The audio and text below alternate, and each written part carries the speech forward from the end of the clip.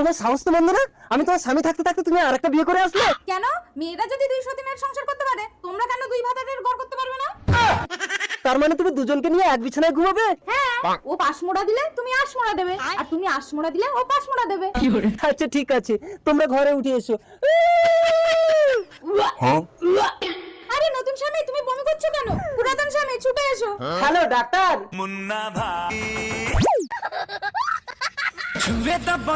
আগুরম বাবু, আপনার স্ত্রী মা হতে চলেছে। ডাক্তারি মারাচ্ছ? পুরুষ মানুষকে চেকআপ করে মা হতে চলেছে? পুরুষ মানুষ? গা হাত পা এত নরম নরম লাগছে কেন? নরম কই দেখি। হ্যাঁ একটু মেয়ে মেয়ে লাগছে।